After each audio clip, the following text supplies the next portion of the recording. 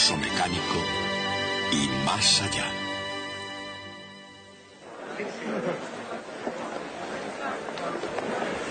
Voltaje, energía y fuerza. Ahora mismo sabemos ya mucho de electricidad. Ya conocemos las cargas, las fuerzas, los voltajes, las corrientes eléctricas, etc. Y ahora nos preguntamos, ¿y qué pasa con eso? ¿Qué es lo realmente importante de todo ese material? Les pondré un ejemplo de lo que quiero decir. Recuerden la máquina gigante de Van Marum, una máquina que se fabricó a finales del siglo XVIII y que era capaz de producir un voltaje de 100.000 voltios. Utilizaba un banco de 100 botellas de Leyden para almacenar energía. Podía almacenar hasta 2.000 joules de energía. Y nos preguntamos ahora, ¿es eso impresionante? Tenemos que decir que no. 2.000 joules de energía es aproximadamente media caloría de alimento. O expresado en términos puramente eléctricos, esta pequeña pila de 9 voltios de un radiotransistor puede almacenar 10 veces más energía eléctrica que la que podían almacenar las 100 botellas de Leyden. Y no obstante, esa máquina podía lanzar un rayo a una distancia de 2 pies, cosa que la pila en cambio no puede hacer. Por eso la pregunta es, ¿qué es lo realmente importante en todo ello? El voltaje o potencial eléctrico es una medida de la energía potencial de una carga eléctrica, como por ejemplo de los electrones que componen los átomos del cuerpo humano. Y ustedes deberían preguntarse, ¿cuál es el potencial que une los electrones a su cuerpo? Más vale que sea mucho mayor que el que yo pueda desarrollar dándole a la manivela de esa máquina, porque si no, la máquina sería tan tremendamente peligrosa que podría hacernos trizas. Entonces, ¿es verdad que los electrones están más fuertemente unidos al cuerpo que el potencial que yo puedo producir con esta máquina? La respuesta es no. El potencial que une un electrón al cuerpo es de solo unos pocos voltios, 3, 4, 5 voltios, y yo dándole a la manivela de esta máquina puedo producir 100.000. Así que una vez más seguimos con la duda acerca de qué es lo importante en la electricidad. Los elementos básicos de la electricidad son muy sencillos. Si imaginamos cargas eléctricas puntuales en un vacío, hay cargas positivas y hay cargas negativas, que se atraen o se repelen unas a otras con una fuerza que varía en proporción inversa al cuadrado de la distancia entre ellas. Y eso es todo lo que se podría decir. Y sin embargo se han necesitado miles de años para comprenderlo, e incluso ahora que lo comprendemos bien, sigue siendo muy confuso y difícil de aprender. ¿Por qué es esto así? Bueno, la razón es porque esos elementos de la electricidad, esas cargas puntuales, no existen nunca en el mundo real. La electricidad siempre existe en la materia. O sea que para poder entender la electricidad debemos entender primero la materia. Pero la materia es esencialmente eléctrica por naturaleza, y así para entender la materia debemos entender primero la electricidad. Ese es el punto crucial del dilema. Y de eso quiero hablarles hoy.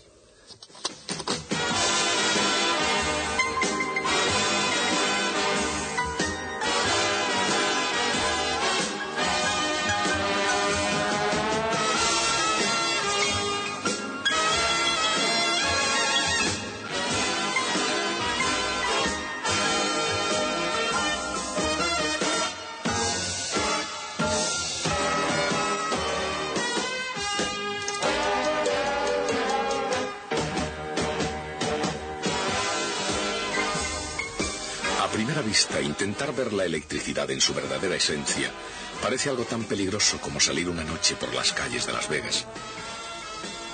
En electricidad hay muchas magnitudes: carga, potencial, campo, por nombrar solo algunas. Y con una variedad tan desconcertante es difícil saber por qué magnitud apostar. Lo que se necesita es una forma de explicar cómo se acopla todo, una manera de sentar las bases en favor del buen sentido y de la claridad. Lo que hace falta es un método infalible detrás de toda esta locura. La causa que está detrás del efecto de la electricidad. Lo que se necesita es un cambio de escena.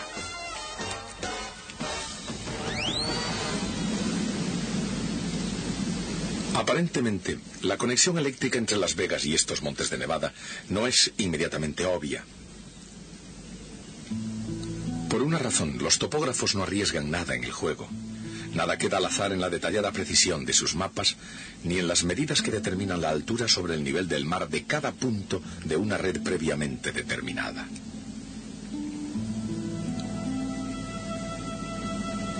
Se ha trazado una línea que une todos los puntos a una cierta altura sobre el nivel del mar, lo cual se repite después para otras alturas a intervalos regulares. Para el ojo de un experto, los contornos resultantes de puntos de altura constante proporcionan una clara descripción del paisaje real y, por la misma razón, las curvas de este mapa dan una clara representación de un campo eléctrico.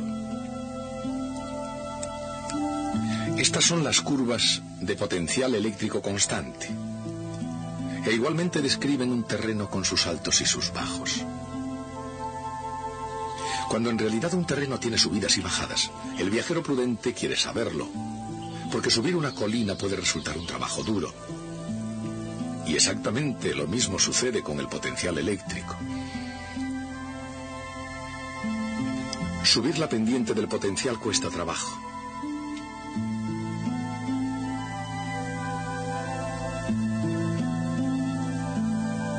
Y cuanta más pendiente haya, más dura es la ascensión.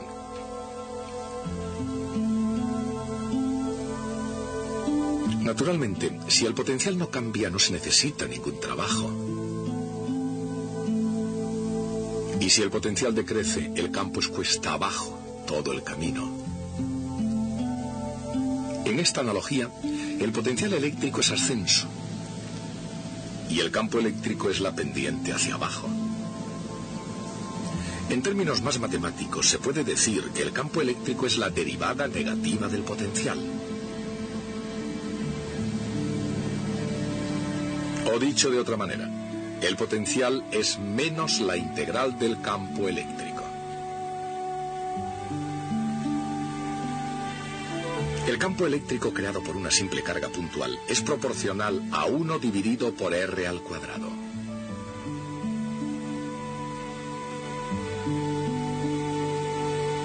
Así su integral es proporcional a 1 dividido por R. En el caso de una simple carga puntual, la dirección del campo es bastante obvia.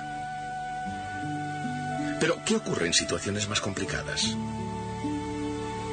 ¿Qué aspecto tiene el campo eléctrico de ese potencial?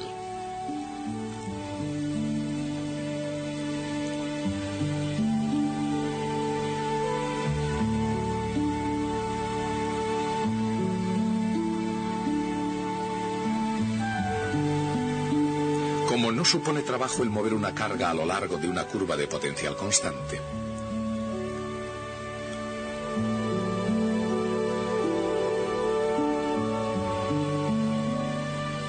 no hay componente del campo en esa dirección.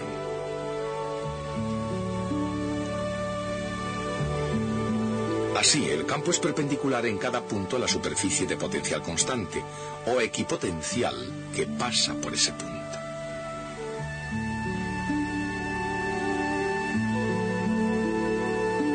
Y así es como adopta su forma conocida.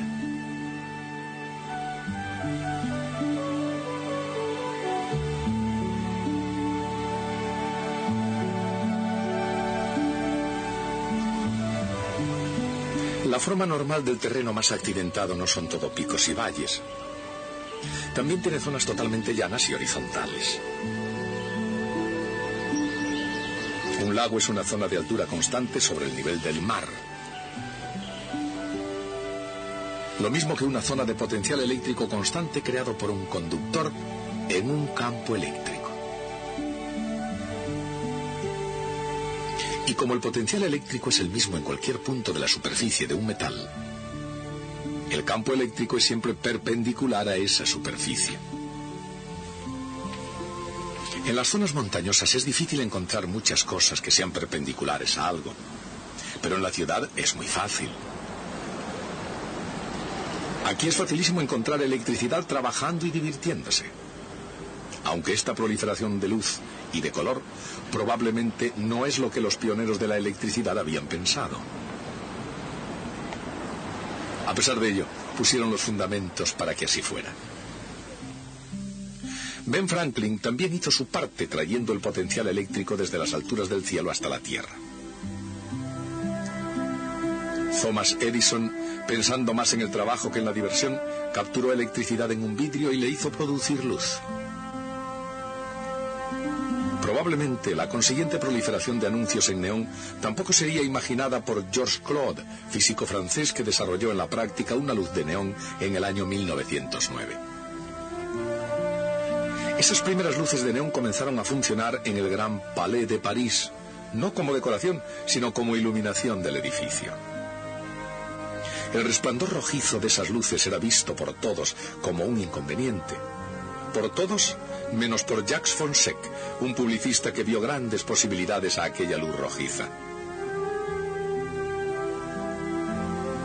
Convenció a Claude para que le vendiera los derechos, y en 1912 París estrenó el primer anuncio de neón del mundo. Y el trabajo no había hecho nada más que empezar. El potencial eléctrico es la capacidad de producir trabajo haciendo fluir cargas eléctricas sin importar a dónde vayan. El potencial se mide en voltios.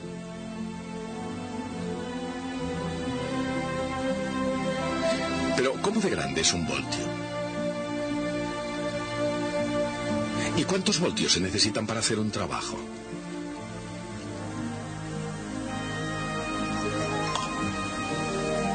Una pila de linterna suele ser de voltio y medio. Con solo 2 de ellas se puede hacer un trabajo que valga millones.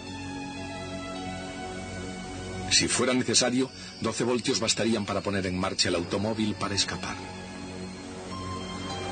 Y con 110 voltios se pueden encender 1 o 2 bombillas, o poner en fuga a un ladrón en la noche. Sin embargo, el crimen no rinde provecho. Incluso tratándose de un bandido, con solo un brazo, el juego puede ir demasiado lejos. Y cuando esto ocurre, nadie sale ganando. El 6 de agosto de 1890 a las 6:40 de la madrugada, en la Overstate Prison de New York, Mr. William Kemmler fue la primera persona en el mundo que moría en la silla eléctrica. Solo se necesitaron unos 17 segundos y unos cuantos miles de voltios. Pero la silla eléctrica no fue el primer uso de la alta tensión. En el siglo XVIII, el generador electrostático gigante de Van Marum podía generar 100.000 voltios. Igualmente la pequeña máquina de Winses y el generador Van der Graaf.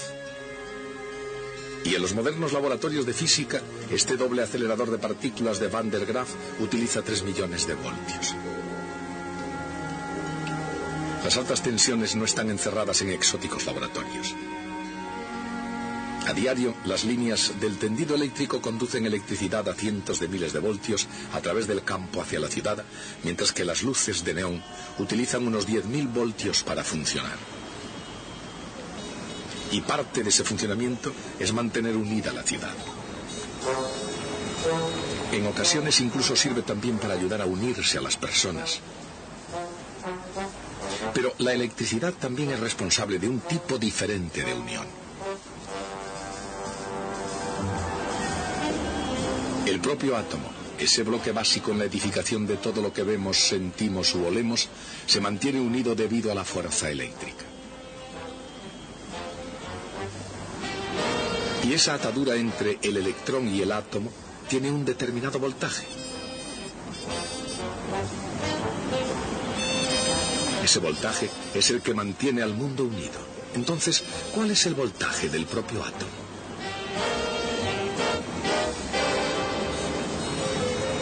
En cada átomo, la fuerza eléctrica une electrones cargados negativamente a un núcleo positivo.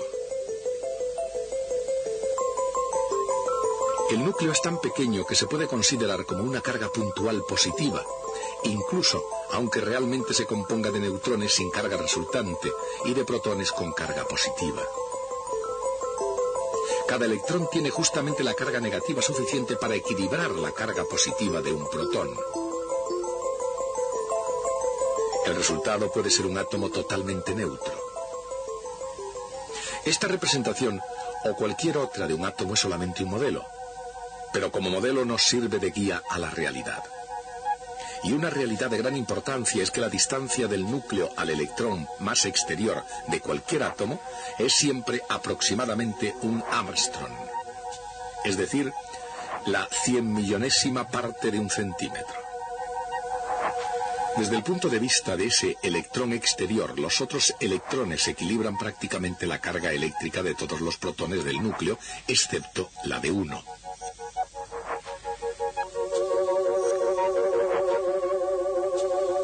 De tal modo que el electrón más exterior detecta aproximadamente el campo eléctrico y el potencial eléctrico debido a un protón, situado a un Armstrong de distancia. Su potencial eléctrico alcanza solo unos pocos voltios.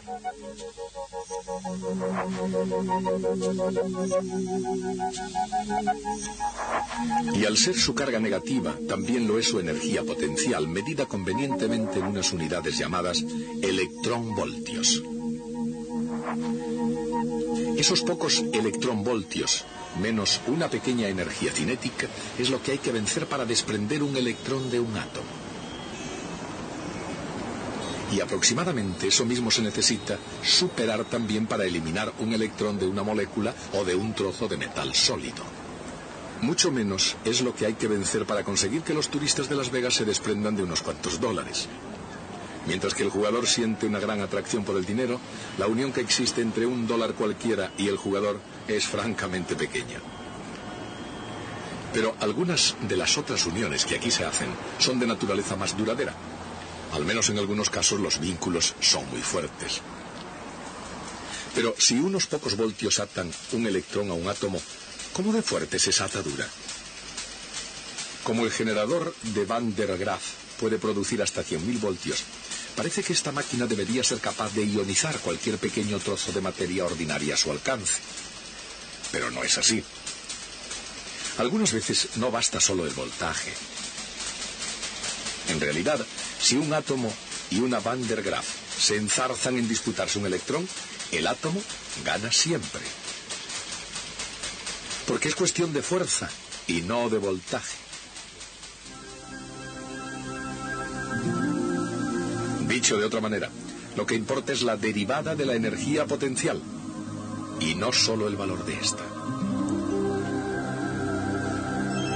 Aquí hay una cúpula Van der Graaf y un átomo. Están compitiendo por un electrón que puede estar unido a la Van der Graaf por decenas de miles de voltios.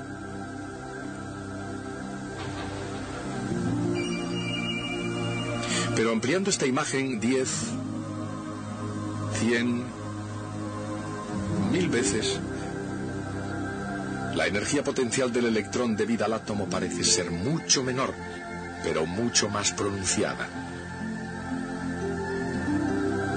De hecho, la escala horizontal ha tenido que ser ampliada. 10, 100, 1000, 10.000, 100.000 veces simplemente para verla pendiente. La fuerza del átomo es 100.000 veces más fuerte que la de la Van der Graaf y no hay competencia. No hay competencia posible cuando la casa determina la suerte. Por eso los jugadores más listos prefieren dejar poco al azar. Benjamin Franklin era una de esas personas. E incluso encontró el modo de evitar los riesgos de las tormentas. Y de hecho su invento del pararrayos salvó muchas iglesias, graneros y casas de las llamas y la destrucción. ¿De dónde viene la luz del rayo?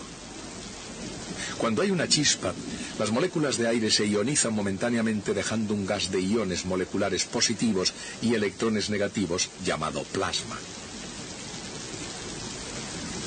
Muy rápidamente, la fuerza eléctrica entre los iones y electrones hace que se vuelvan a combinar formando materia neutra, desprendiendo su exceso de energía en forma de luz. Pero el rayo se puede domar. En un tubo de neón, por ejemplo, se puede retardar ese proceso convirtiéndolo en una incandescencia continua. Pero el campo eléctrico en un anuncio de neón o una máquina de Van der Graaf o incluso una nube tormentosa no pueden ionizar la materia. Entonces, ¿cómo pueden hacer que las chispas vuelen? La respuesta es porque ionizan el aire, pero no en un forcejeo directo.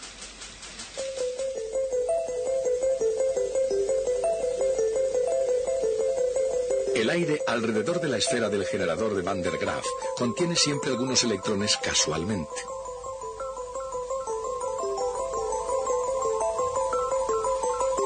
El campo eléctrico de la máquina de Van der Graaf acelera a uno de estos electrones hasta que choca con otra molécula y entonces comienza de nuevo el proceso.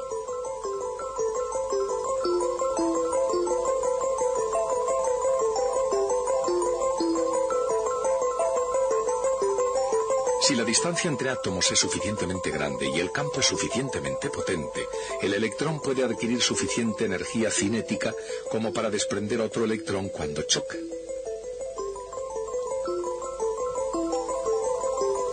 Si eso sucede, ambos son acelerados y causan más ionización hasta que se da una reacción en cadena, que es la que crea la chispa.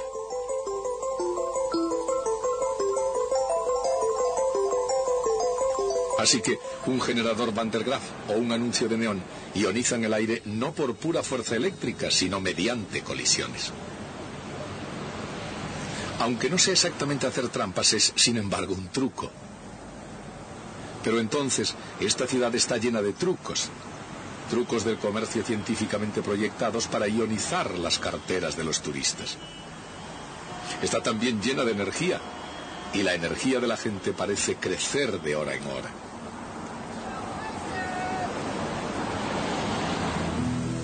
La energía eléctrica, por otra parte, sube con el voltaje y con la carga.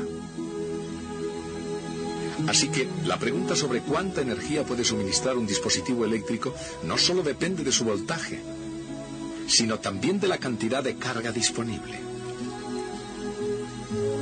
La máquina de Van der Graaf y este generador electrostático gigante alcanzan voltajes muy altos antes de que las chispas los descarguen. Pero ni siquiera las 100 botellas de Leyden de la máquina de Van Marum podían almacenar tanta carga como la que hay en la batería de un automóvil. Incluso, aunque tenga un voltaje mucho menos que esas máquinas, almacena tanta carga en forma química que es mucho más útil. De hecho, una pila corriente de una radio almacena 10 veces más energía que el generador de Van Marum.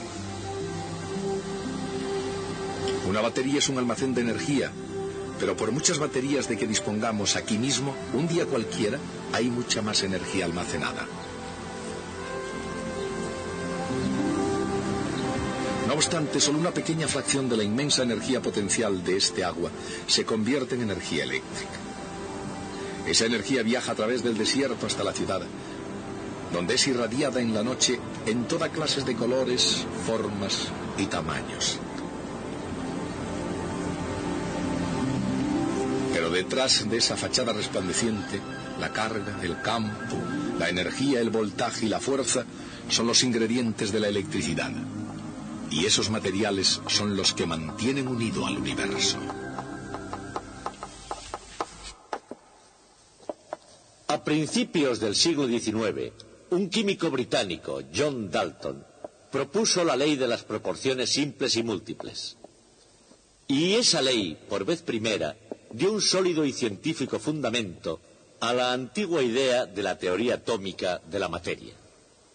Pero no todos los científicos aceptaron la teoría de Dalton. Durante ese siglo hubo un grupo de químicos conservadores que fundamentalmente pensaban que era mala ciencia creer en algo que no se podía ver. De la teoría atómica decían, no necesitamos esa hipótesis. Ellos no eran los únicos que no creían en la teoría de Dalton. Dalton tenía un rival para el título de el químico más grande de Inglaterra. Se llamaba Humphrey Davy. Y Davy tampoco creía en la teoría de Dalton, pero por razones totalmente opuestas. Pensaba que Dalton no había ido bastante lejos. Su argumento era algo parecido a este. Decía, hay 40 clases de elementos conocidos. Eso significa que, de acuerdo con la teoría de Dalton, debe haber 40 clases diferentes de átomos indivisibles que expliquen las propiedades de esos elementos. Pero, decía, de esos 40 elementos, 26 son metales. Y todos ellos comparten las propiedades de superficie brillante, buena conductividad eléctrica y térmica, ductilidad mecánica y algunas otras más. Y no es casualidad que se den esas propiedades en 26 ocasiones independientemente. Tiene que haber subyacente un principio de metalización. Era como decir que los átomos de Dalton debían tener una estructura interna. Bueno, pues se necesitaron 100 años para llegar a la conclusión de que los dos, Dalton y Davy, tenían razón. La materia está compuesta por átomos, y los átomos tienen una estructura interna que explica por qué existen los metales. Pero mucho antes de que se comprendiera esto, incluso antes de los tiempos de Davy y de Dalton, todo ello había sido utilizado por un astuto italiano, Alessandro Volta, que había inventado la pila eléctrica. Pero de todo eso hablaremos el próximo día.